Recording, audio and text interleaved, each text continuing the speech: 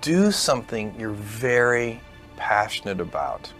And don't try to chase what is kind of the hot passion of the day. And oftentimes the best methodology is to start with the perfect experience with just one person, get that right, and then figure out how to scale something great.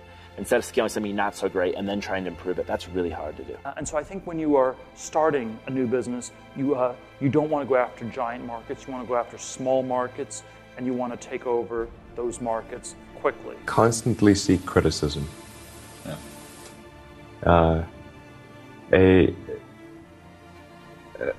A well thought out critique of whatever you're doing is as valuable as gold. And you should seek that from everyone you can, but particularly your friends. People say you have to have a lot of passion for what you're doing, and it's totally true. And the reason is because it's so hard that if you don't, any rational person would give up. It's really hard, and you have to do it over a sustained period of time. So if you don't love it, if you're not having fun doing it, you don't really love it, you're going to give up. And I think everybody should think about that. Explaining your vision clearly, succinctly, in a short period of time ends up being really important. So just go and do it, try, learn from it.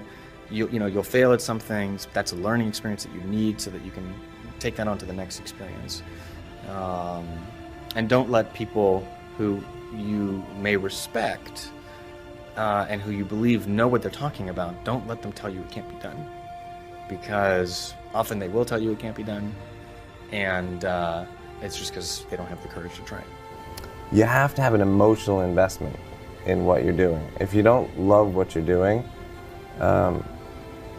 failure is pretty much guaranteed. Success is not guaranteed by any means, but failure is much more likely if you don't love what you're doing. If you know exactly what you want to be, you need to spend as much time with people that are actually that already. The concept of a leader having vision,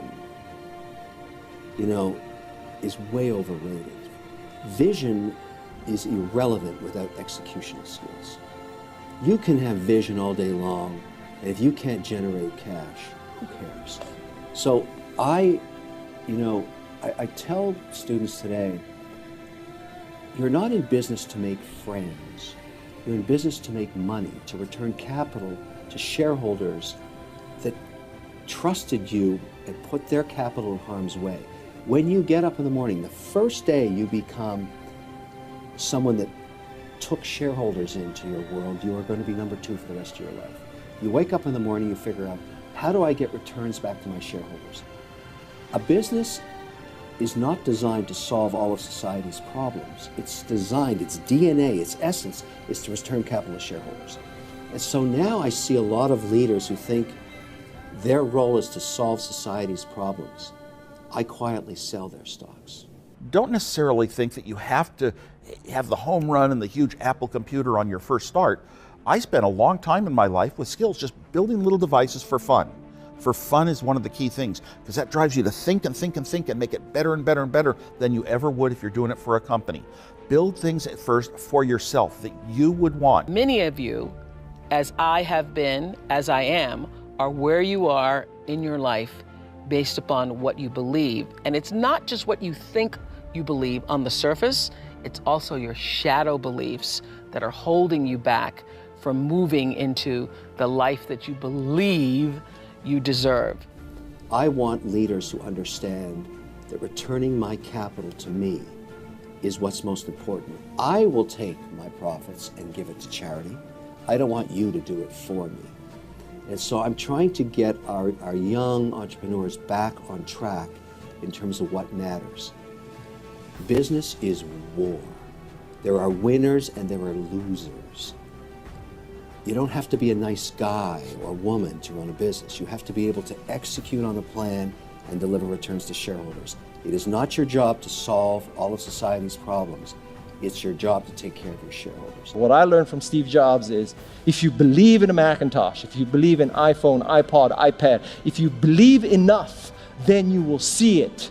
Because other people will believe in it. Other people will create software. Other people will create products. So you need to foster the belief in what you are dreaming so that it becomes a reality. which is very different than saying, I don't expect anybody to believe it until I see it. You need people to believe it before they can see it.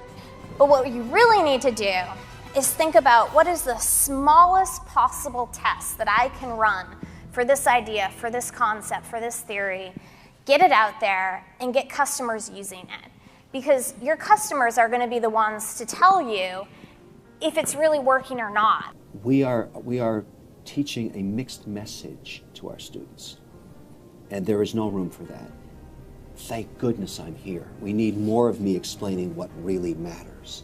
Because, you know, if you try and solve society's problems and you're running a company, you are going to fail and you will lose your job. If you're not looking at the shadows, if you're not looking at what is subconsciously running through the tape in your mind, telling yourself you're not good enough, you're not worthy enough, you're not smart enough, you're not enough, which is a tape that's playing for a lot of people. If you're not conscious of that, then you end up acting out of that belief system and not out of what you know to be the truest or want to be the truest for yourself. For somebody aspiring to, take things to the next level or to even surpass their wildest dreams, there's always going to have to be an element of luck. But I think more important is putting yourself in a business that can be ubiquitous, that really doesn't have limits. Because otherwise, there's always going to be a grind to it. But if the business, if it can't be something that you can visualize every business using or every consumer using, it's going to be tough to scale to be big enough. When you're trying to differentiate, when you're trying to do something different, there's going to be that gut moment, that gut sense. Is this right? Is this not right? If you're not having doubt, you're not pushing the boundaries far enough. But you don't become what you want, because so much of wanting is about living in the space of what you don't have. That's why Jim Carrey's story is so powerful, because he started to act as though he already had it. He would go up to Mulholland Drive, he would drive away thinking, I already have those things, I just haven't accessed them as yet. I believe those things are going to come to me and I'm going to act like they are. So I'm going to move forward in my life in order to draw that to myself in such a way. And there are a lot of people from whom we can learn a lot. And I think the one piece of advice is don't underestimate anyone you come across ever. Right. Like whether they're, a blue collar worker waiting for the bus, or they're, helping you they're the server or bartender at the restaurant, or they're a lower ranking employee. I mean, the smartest leaders I've ever seen have always gone around the room and asked for everybody's opinion. It's not just about doing focus groups. It's not just about, double checking your vision. It really is about integrating this concept of testing our ideas rigorously throughout the product development process, throughout the marketing process, even as we scale up. So if you start to think about that, really, why are you where you are in your life? The choices that you have made have been because of what you believe to be true for yourself. You've got to believe in yourself. You've got to believe in your abilities. You've got to believe in your service, your company, your ideas. Unquestionably, you must have faith. It's hard. Yes, it's hard. It's difficult. Yes, right. And it's worth it.